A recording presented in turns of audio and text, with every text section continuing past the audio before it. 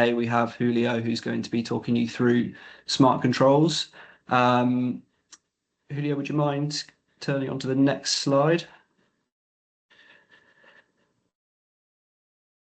So a little bit about me, just as an introduction. My name's George Pearson, and I'm the head of technical services at Retrofit West. Who are Retrofit West? I'm sure as you're all joining this evening, then you should be aware of us. But just for a bit of helpful context, Retrofit West are a not-for-profit company funded by the West of England Combined Authority. We were set up to provide free and impartial retrofit advice to homeowners, so those that own their own properties, and what we call the self-funded market, those that aren't generally eligible for funding. We have lots of different projects that involve providing free or discounted services to retrofit assessments. We work with a lot of community groups. We have a professional directory where you can connect with local suppliers who we've vetted. Everything we do is impartial, and we have a community focus. But yeah, it's important to know that we're not for profit. We're here to help people, and this webinar is one of those ways that we're doing that. Next slide, please, Julio. So I'll pass you over in a second, but what we will cover today is boiler flow temperatures, weather and load compensations, smart thermostats and sensors, smart TRVs, heat pump controls, smart storage heater controls, smart immersion heaters, electric vehicles, time and type of use tariffs, apps and HEMs, and then a few on the next steps. One more thing before I pass over to Julio is that we are welcoming questions throughout the session. As it's quite a small group, feel free to raise your hand by clicking the icon at the top at any point, or just write them into the chat and I can feed them through to Julio at the end. There'll be opportunity for you to also say something at the end as well if you don't have any questions in the interim. So I'll hand over to Julio now. Thanks very much, and yeah, catch you at the end. Good evening, everyone. My name is Julio. I work at the Center for Sustainable Energy. We do lots of things in partnership with Retrofit West. I'm an energy advisor and work on a couple of programs where we give smart energy advice to clients. This is advice geared towards helping people make the most out of new low carbon technologies, smart tariffs that are being offered by suppliers to balance the grid, and essentially controls that can connect to the internet and make things run more efficiently in your home. So when I started this presentation, obviously there's lots of new low carbon technologies like air source heat pumps, but I imagine that some of you still have boilers, for example, gas boilers. So just to give myself an idea of you guys, how many of you have a gas boiler? If you could virtually raise your hand, that just gives me an idea. Yeah, you got 2 in the house, 3, okay, 4, including George, 5, including myself, 6, including John. Okay, so as we see, yeah, maybe everyone has a boiler and maybe there's only one air source heat pump or no air source heat pumps. So when we talk about smart technologies and products, basically what we're talking about is technology that can connect to the internet and allow us to interact with the settings, with the controls remotely, to either change them or monitor them, or to understand how our systems are working. And the wonderful thing about this is that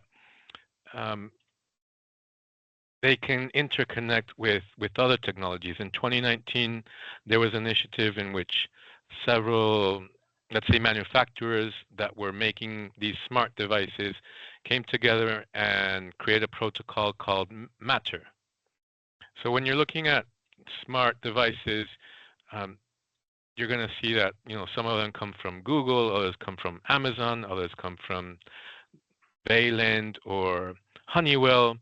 And one of the things that allows these devices to interconnect is this protocol. And obviously, it's not only related, when you talk about a smart home, it's not only related to your heating controls, but it's assistive technology that could be helping you if you have a disability, uh, monitoring your health. And many of you might be familiar with CareLine, for example, which is um, an example of a health monitoring technology that if you find yourself in danger, they can alert the health services to come and help you out if you've had a fall or anything. Obviously, home entertainment, if you're thinking about smart speakers or smart TVs, you can control schedules, where things are turned on and off. And if you have, I mean, it's really gone everywhere. If you have a fridge, it can see what food you have in that fridge, the expiration dates, what sort of recipes you could be cooking. You got lighting controls that you can operate remotely or according to the day of the time, just set schedules. Security, obviously, you might already have a camera on your front door when someone rings a bell. So in short, smart is about being able to connect to the internet. And that's where we come in, because without understanding of how things work, it could just be a really fancy gadget that's not really helping you out. So one of the first things that we need to make sure is that we're heating our property to healthy temperatures. So according to the World Health Organization guidelines, a healthy temperature is between 18 and 21. As we get older, we might have the need for more heat. And these are just some ranges that are not that recommended. Below 16, there's a higher risk of respiratory infection. We know right now that there's a huge wave of flu coming through. So it's worth having something in your home that is telling you what's the temperature that you're being exposed to. If you attended the previous webinar, you'll know that below 15, you start getting the perfect conditions for damp and mold issues. So if humidity, for example, is above 60% and your temperature is below 15 degrees, then your house could be subject to damp and mold issues, which could not only be damaging your home, but also your health. So before talking about smart controls per se, and as several people here have boilers, this is a really nice challenge that I like to share with people, and it's called the Money Saving Boiler Challenge. Basically, when you have a boiler, it's pumping up hot water, and some of that hot water is going to your taps, and some of that hot water is going to your radiators. And if you look at the dials of the boiler, lots of them don't have that digital display that's telling you, well, the temperature of the water that's going to your taps is this, and the temperature that's going to your radiators is this. They only have those dials that are from 1 to 8. So there's a really clever tool that if you simply do a search for money saving boiler challenge, you'll come up to something that I'd like to show you. Let me get to it. So basically, it's a website that helps you, regardless of the brand of your boiler, to change your boiler flow temperature. Why is this important? This is really important because back in the day when boilers were installed, well, whoever's installing your boiler doesn't want to be receiving phone calls again for the installer to go back and reset the settings of the boiler. So and lots of the boilers that have been installed in the United Kingdom are are a little bit oversized.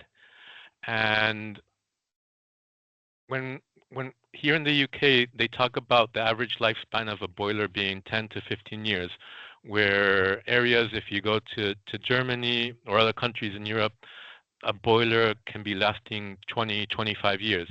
And lots of that has to do with choosing the correct size boiler and then allowing it to run in the best way possible. So lots of boilers, unfortunately, are set up with really high flow temperatures of 70 degrees, for example, 70 degrees, when in fact, and especially the modern combi boilers, would run more efficiently in something that's called condensing mode when that temperature starts getting closer to 55 degrees. So if you think about the water that you're heating in the boiler, obviously if you're aiming to heat that water up to 70 degrees or 80 degrees, you're going to be spending more gas than if you just heat it up to 55. And the change in the heating of your home is no different at all, because you normally would control that with a thermostat. It does change the speed at which the house heats up, but if you have a timer in which you're telling the boiler to start heating up half an hour before you need to reach that temperature, you'll be fine. So I really invite everyone to come to this page that's called the Money Saving Boiler Challenge. And you just have to click on Turn Down Your Boiler Today, and it will guide you through and explain the advantages of doing this. So yeah, you have a gas boiler. If you have a hot water tank, you'll have a what's called a regular boiler. If you don't have a water tank, you'll have a combi boiler. So you don't have a water tank. Let's select that. And then it starts showing you that you have to be in front of the boiler itself, not in front of your boiler thermostat or controls. And I'm in front of the boiler, so show me, and it will show you, depending on what controls you have, how to adjust that flow temperature. Now, this is an exercise that can save you about 10% of your energy bill. And the idea is to get to the lowest flow temperature possible that will still heat your home at that target temperature that you want. And unfortunately, because you're doing this manually, if the temperature outside your home gets a lot colder, you might need to readjust your boiler's flow temperature. And on this page, it gives you all the advice so that you don't make mistakes, such as taking a photo of your boiler settings before you touch them, so that if you got something wrong, you can just get it back to that. And I bring this up because this is the first smart control that we're going to talk about today, that it has to do with weather compensation. So going back to the presentation,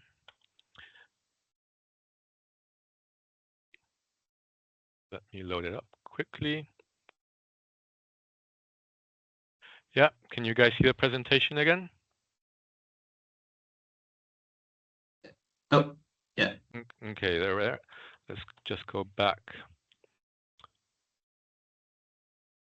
And please do ask me any question, interrupt if I'm saying something and I'm not explaining myself. I just really want to make this crystal clear for all you guys. But basically, when we're talking about weather compensation, we're talking about putting a sensor outside of your home that knows the temperature that's outside, and that will automatically be adjusting the flow temperature of your boiler.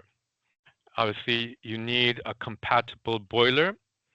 So there's something that's called OpenThermos, and it's basically a little port in the PCB, that's the printed circuit board of your boiler, where you'll connect the sensor that's outside to the boiler. And obviously this is done by a qualified heating engineer, because they'll also have to program something that's called the weather compensation curve, the heat curve. If you see in the upper right corner of this slide, you'll see different curves, and they are identified by these numbers that go from 4 to zero point 0.1, and your heating engineer is going to have to choose one of these heat curves. So, and that will depend on the fabric of your home, on how much insulation you have, the heat loss. But basically, it's going to be sensing the temperature outside your home and changing the flow temperature of your boiler. And it's going to be aiming, if you look at this little graph, sorry for getting a bit geeky, on the right corner at the bottom, it's going to be aiming to have your boiler operate in what's called condensing mode. So the newer boilers, the new combi boilers, are more efficient than older ones because they can operate in this condensing mode. But they'll only be in condensing mode when the temperature of the water that's returning to the boiler to get heated up again is below the dew point, and where condensation happens. So basically, if you imagine your boiler, it's pushing out water to your radiators, and those radiators are then delivering it back to the boiler so that water gets heated up again.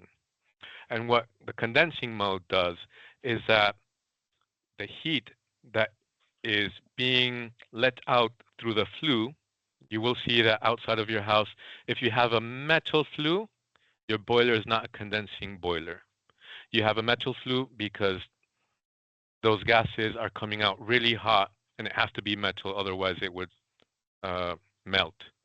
If you have a plastic flue, you probably have a condensing boiler. And what that does is that heat, instead of being liberated directly into the atmosphere, that heat is transferred to the water that's returning to the boiler to add more efficiency. I hope I'm making sense.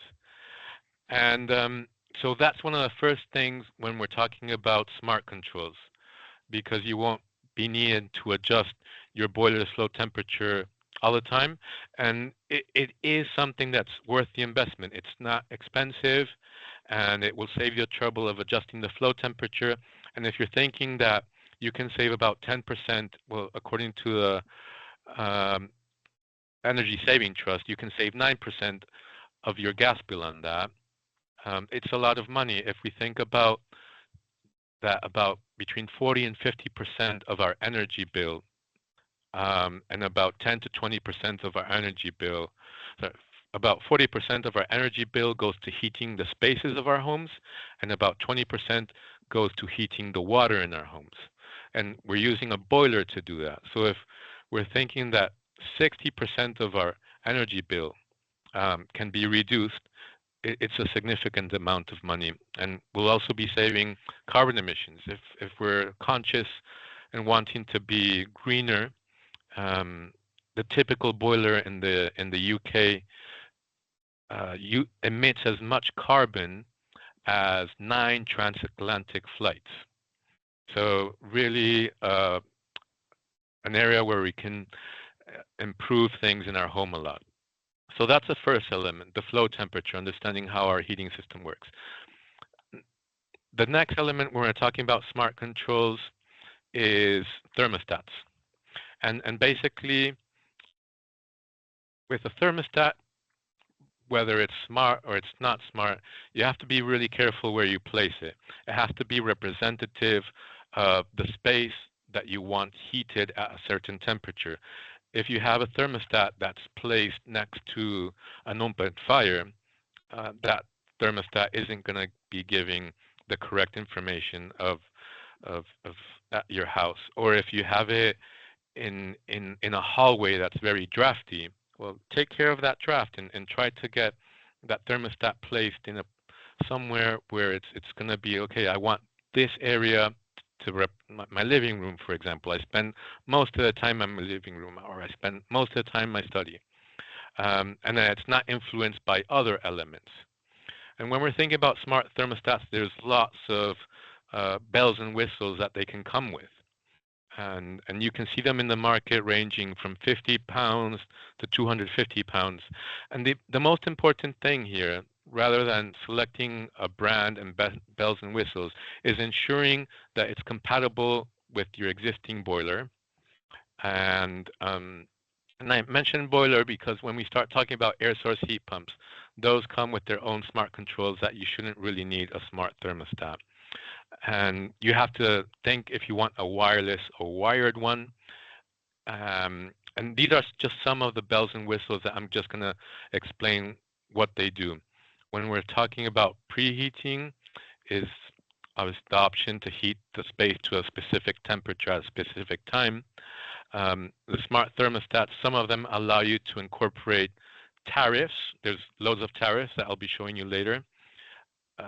Smart thermostats have solar optimization. So if you have solar panels, it will help you decide when to be using the energy that your solar panel is generating. If you have batteries, if it's a good idea in that moment to store it in the batteries, or because your smart thermostat already has the information about the different periods at which you get paid more to export.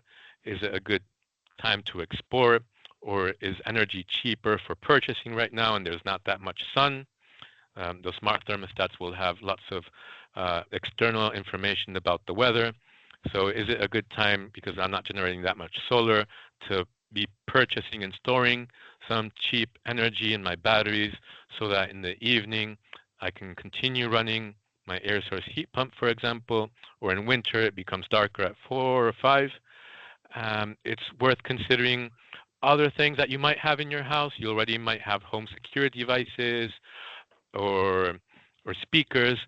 So can I integrate this with Alexa, Google Assistant? There's something that's called If This Then That. And this is a really clever, let's say, website that allows you to program functions in certain things.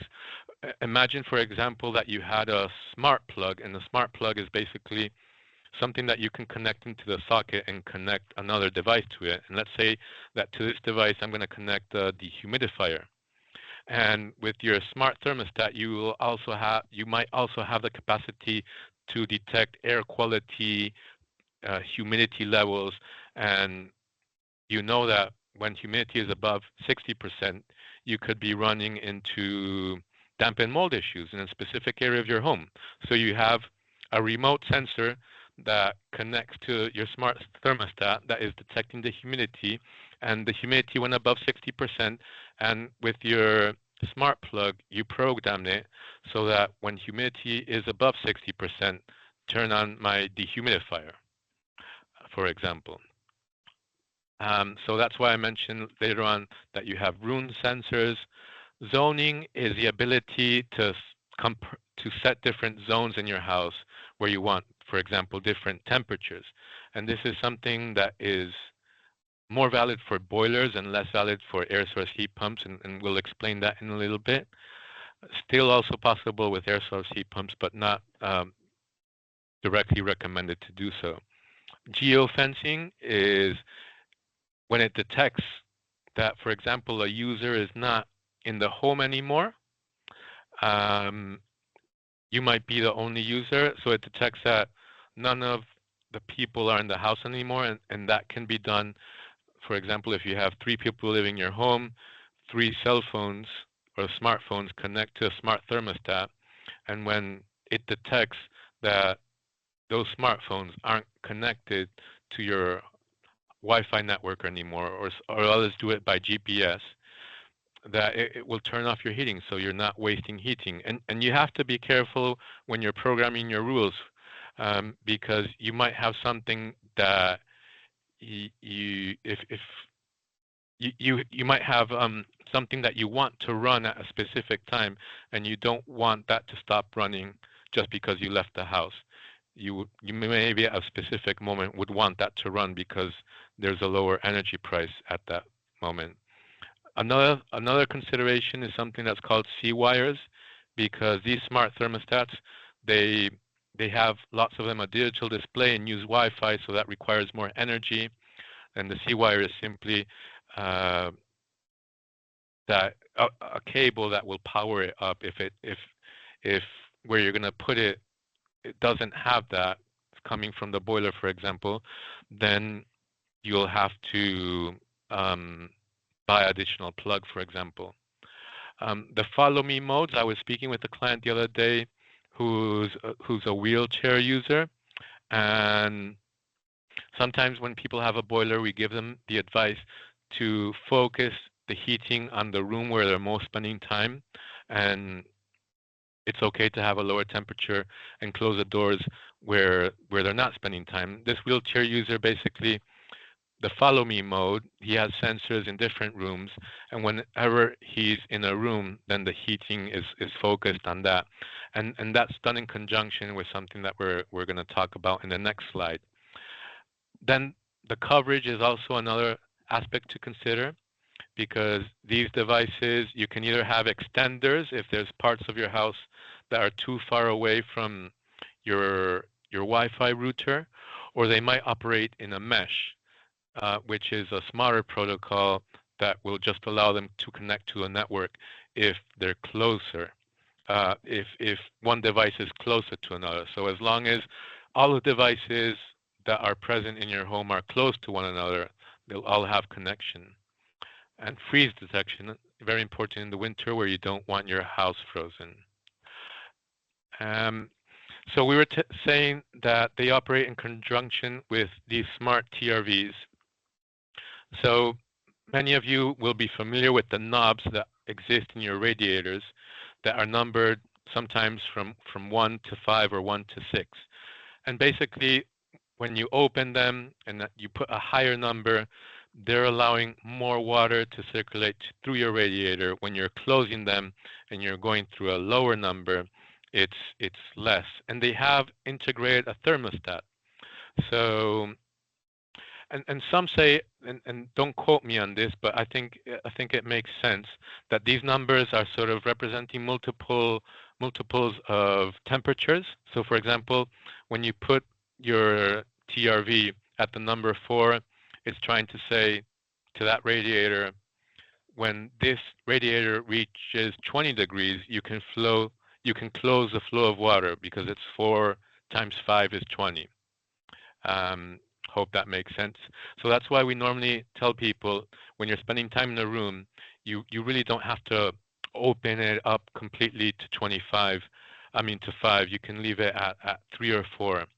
And in this, I'm just representing different zones that you might think. So in each of these rooms, you'll have a radiator, and you can replace your normal TRV with a smart TRV. And depending on the smart TRV, it can operate in different ways. There's some that will just limit the amount of water or allow more water to be flowing through a radiator. And there's others that might have the ability to communicate with your smart thermostat and ask it to change the flow temperature. The other great thing about smart thermostats is that they can also do something that's called the modulation of your heating. So, and this is achieved through also altering the flow temperature that's going out of the boiler. So if you think about having a target temperature of 21, and let's say the current temperature of your house was 18, you turn on the boiler and it starts heating up. So if you didn't have modulating, it would be like sending a big spike of energy and then cutting it off immediately, sort of once it reached that. With modulating, what it does is that it sends a big spike of energy, and as it's reaching it, it starts lowering the flow temperature so it stays like gradually to there. And that can also lead to energy saving. Okay. So we have someone in the audience who will soon have a heat pump installed. And our experience is that very little people get like a really good handover of the best way to use their heat pump. And I've talked with lots of people who are turning off their heat pump during the day when they're out working, and they turn it on back at night. And then they get hit with a humongous bill. And the reason for this is that heat pumps we have to stop. We have to think about them in a different way than boilers. With heat pumps, we're basically leaving them on all the time. That doesn't mean that the unit outside is running on all the time. That just means that it will constantly be monitoring uh, monitoring it, the state of your home. And in winter, I was reading that on a cold day, your heat pump could be on for 10, 14 hours. Um, the way the heat pumps works is that it heats up the fabric of your home, and it does that in a steady manner. So when you turn on your boiler, depending on your home, it could take half an hour to reach the target temperature. It could take an hour. With an air source heat pump, it could take a day or more. And the idea is that the heat pump uses more energy to reach your desired temperature, but once you've reached that temperature, it maintains that temperature using very little energy. And this is where we say that an air source heat pump that is, I don't know if you've heard about this, but we talk about the coefficient, seasonal coefficient. I'm sorry, I just missed the word. Um, we measure what's called, the acronym is SCOP, and we measure how efficient that that air source heat pump is. That for each unit of electricity, how many units of heat we get. Um, and when you have an air source heat pump that's about 350% efficient, then it starts becoming cheaper to run than a combi boiler. Um, and depending on the installer and the commission of your air source heat pump, you can get efficiencies up in the 400, 500% range. So yeah, your air source heat pump, what you need to figure out first is, what temperature am I comfortable with? The next thing that is different with an air source heat pump than a boiler is you'll have all your TRVs totally open. And this is because your air source heat pump is more efficient because it's always circulating the water through the radiators, when it has more surface area, so more radiators. And then we're talking about flow temperatures. So the temperature of the water that's circulating through your radiators, it could be in the 40s, it could even be 35. So we're talking about the boiler flow temperatures, starting at 70, then we're trying to lower it to 60, we're trying to get it to 55.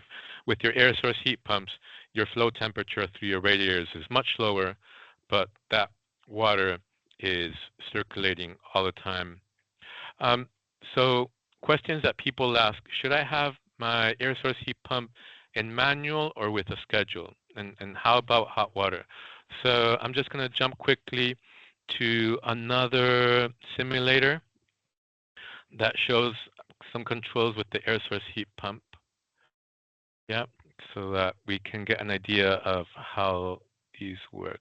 Please allow me.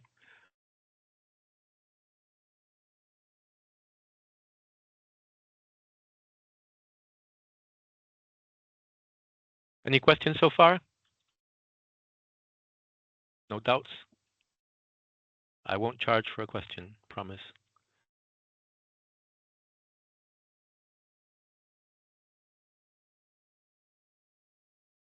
Okay, guys, can you see something that says Valent in a little black screen?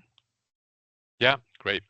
So, and air source heat pumps all have similar controls. Basically, you'll have a menu, and you'll have something that will allow you to scroll through that menu. In this case, I pressed the scroll without changing, touching the menu, so I could just change the desired temperature.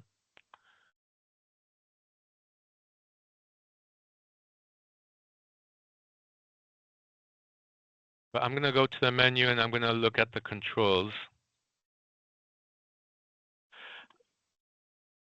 And I have to hit the check mark to go into the next menu.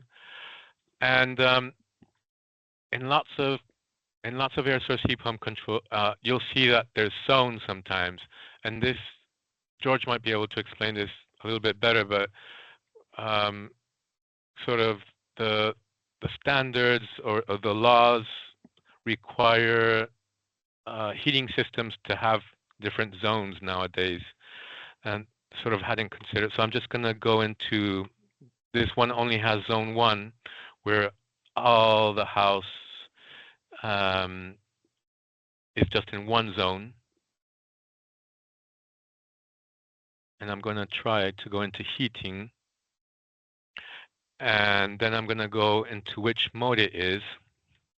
And I can either have it in time control or in manual. In manual, basically, it means that when I'm changing the dial for the thermostat, it's adjusting that. But as we were saying, with air source heat pumps, those changes in temperature can take lots of time.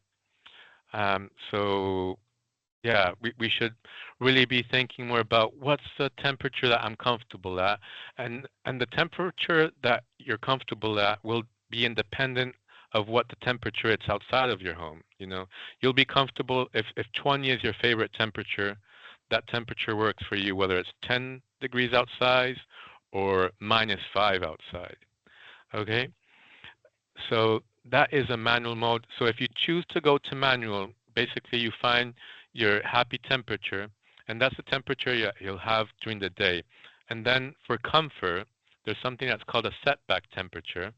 So when you want to go to sleep at night, the temperature should be a little bit lower. And normally we recommend 1 or 2 degrees lower. And if you start making that temperature difference bigger, then your air source heat pump in the morning, when it wants to get the temperature back to 20, for example, it's going to have to work a lot harder, and it's going to cost you more in your energy bill. The other way to do that, so for example, if I did it in manual, yeah, I've selected 20.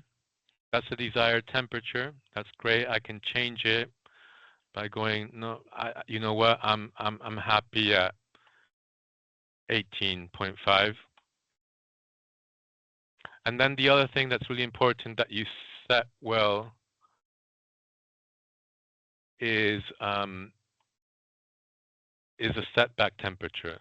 Sorry, and that should also be here.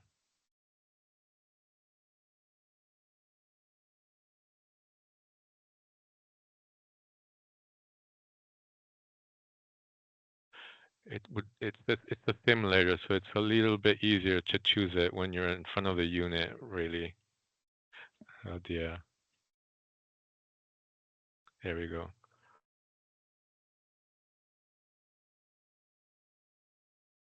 Yeah, sorry, I'm missing one.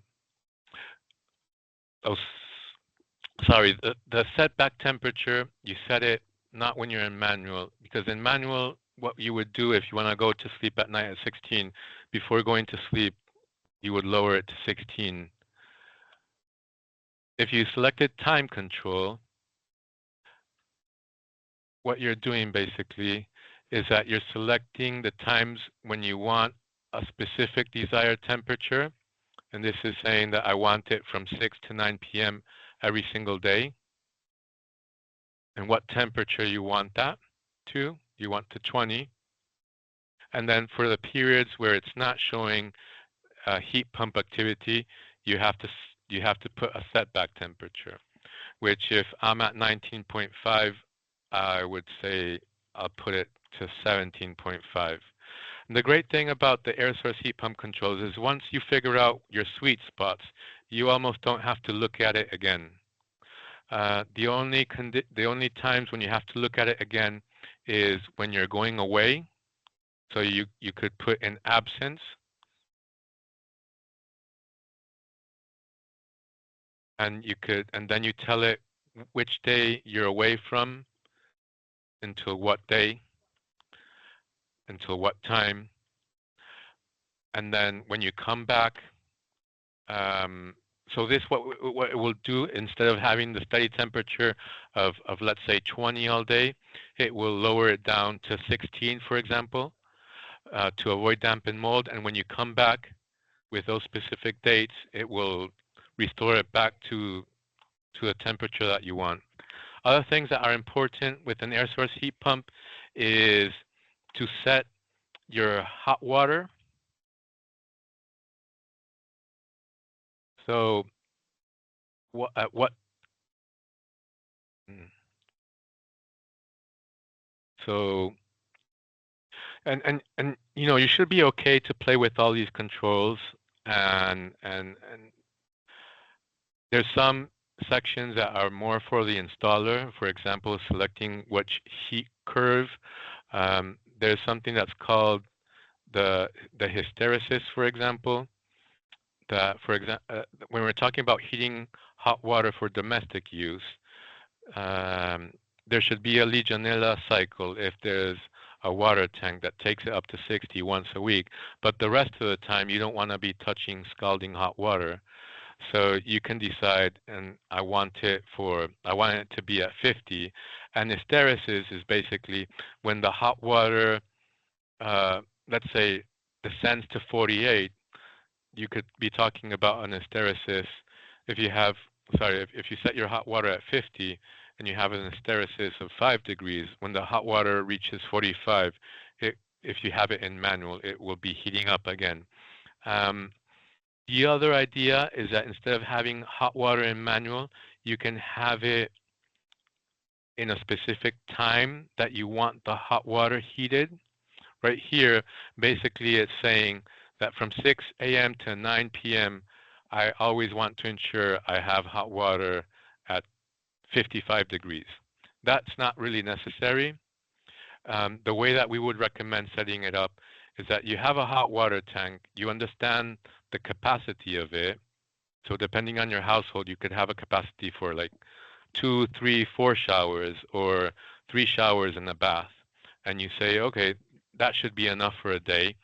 And knowing your heat pump size and your hot water cylinder size, you know that that heat pump takes about an hour or an hour and a half to heat up that hot water cylinder.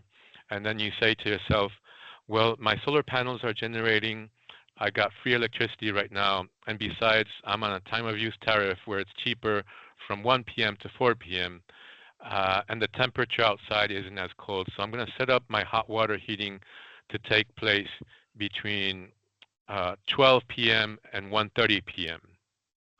And assuming that I'm not running out of hot water, that would be enough. If I'm running out of hot water, then depending on when you need it, either in the evening or the morning, you could set up an additional period of heating. Yeah. So it does take a little bit of time to set up, but once it's set up, you know, you're good to go. So let's go back to the presentation.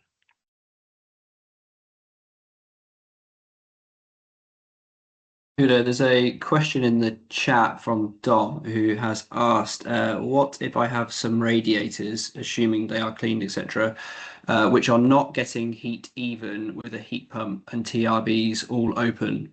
And then there's a bit at the end there which says that they would normally balance for a gas boiler, so I guess bleed those radiators to rebalance them. So something that you will notice when you have an air source heat pump is that to the touch, the radiators don't feel as hot as they do with the boiler. And that shouldn't be a concern. Because if you're thinking about the flow temperature that's going through those radiators, it might be 35. Our temperature is 37, I think. So it will be cooler than ourselves. So radiators, when you have an air source heat pump, they don't have to be hot to touch. What does need to happen if your air source heat pump has been commissioned and installed properly is that the thermostat reading of the temperature in that room is reaching to your desired temperature. And obviously, you could have the same issues that you have with the boiler, that you might have to bleed your radiators if they get full of air. Is that answering your question, Dom? I think probably my question is a bit about if there are some radiators which aren't getting heat and would otherwise, like you can very much notice the heat difference between radiator outputs, and whether there is a case for balancing the rest of the time for your target rooms and that sort of thing. Yeah, I mean, if your system is properly bleeded, there's no air trap. The water that is circulating from the boiler, obviously there's a radiator where it's gonna go to first, and it will be losing a little bit of heat as it goes through the system. But if your pipes are sized correctly for the air source heat pump and everything, you should be reaching your target temperature throughout the entire house. And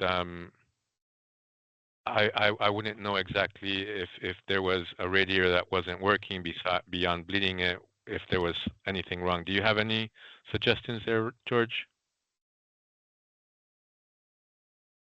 No, I think they can be balanced in the same way. Yeah, with heat pumps. Yeah, nothing really to add there. I mean, the if you're not resizing your radiators and you're sticking with existing ones, I guess in order to reach your desired temperature, you might need to have a higher flow temperature in order to maximize the output of that particular radiator, if that makes sense. That's why you find a lot of properties that are older or have a greater heat loss tend to have to upgrade their radiators in order to actually get enough of that lower flow rate temperature to heat the property. But yeah, hopefully that answers your question. Yeah, cool. All right.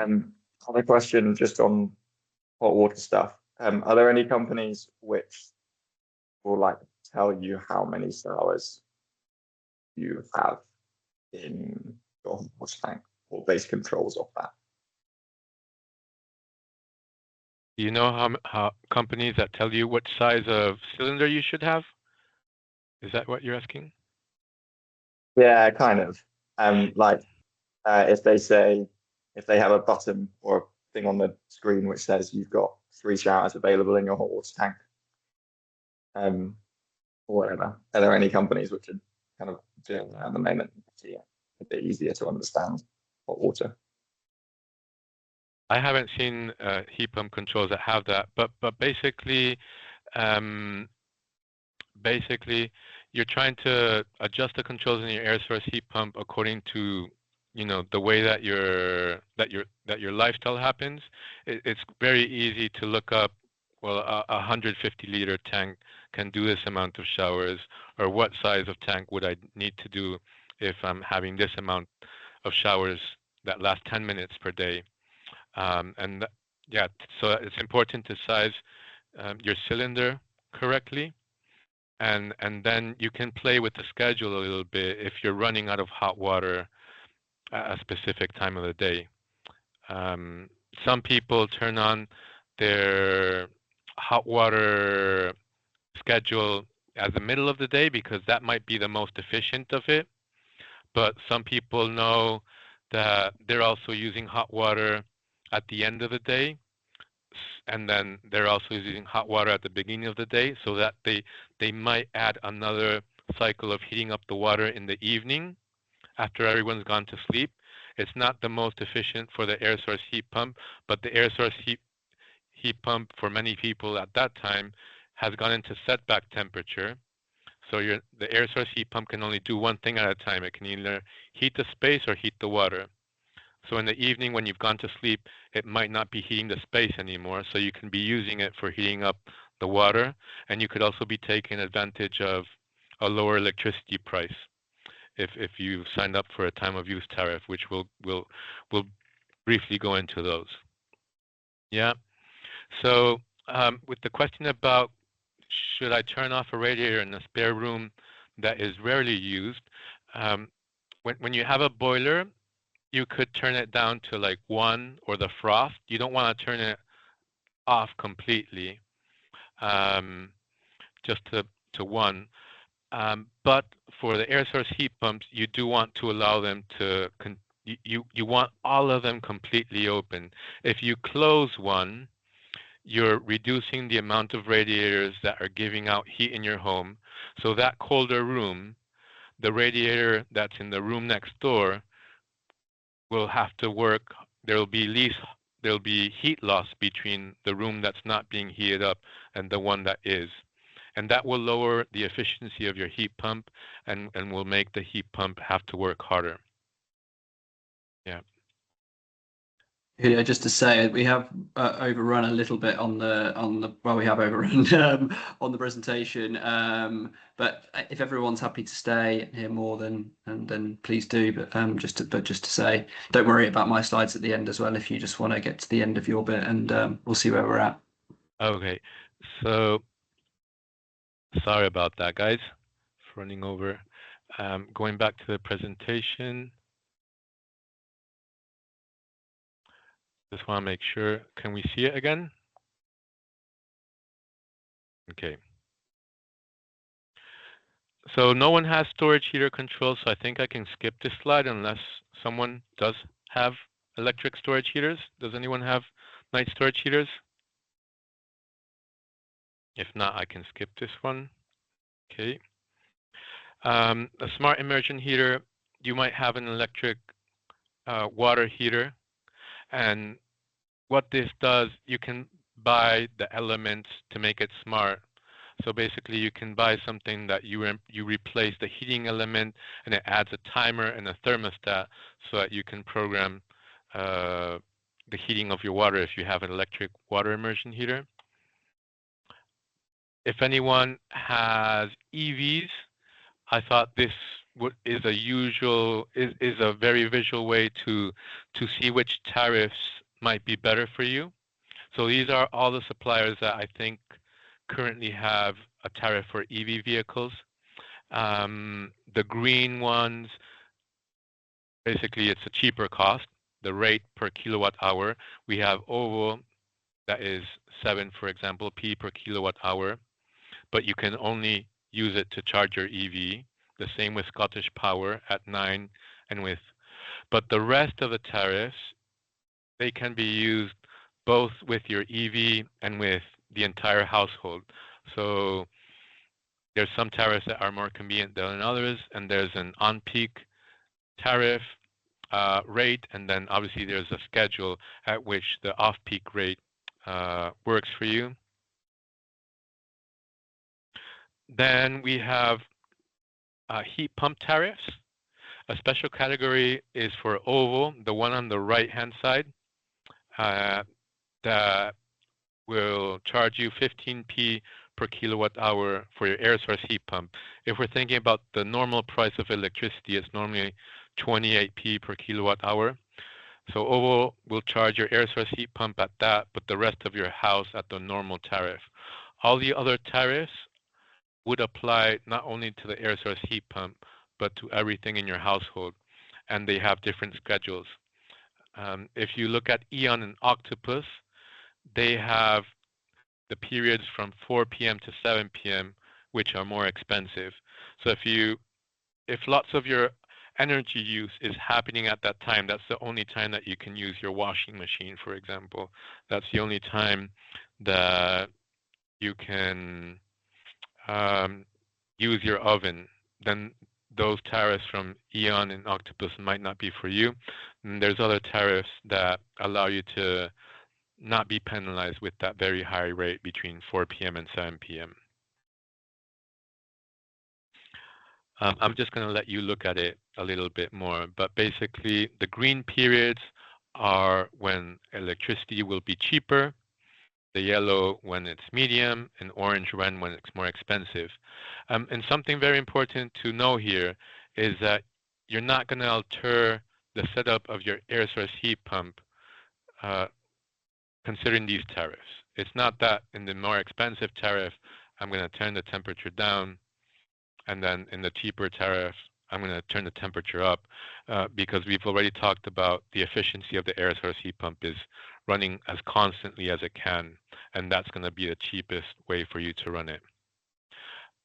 Then when we talk about apps and home energy management systems, we're talking about anything digital, physical, that allows you to manage the interaction between different elements in your home. So think if you have a solar panel and you have batteries and then you have an EV,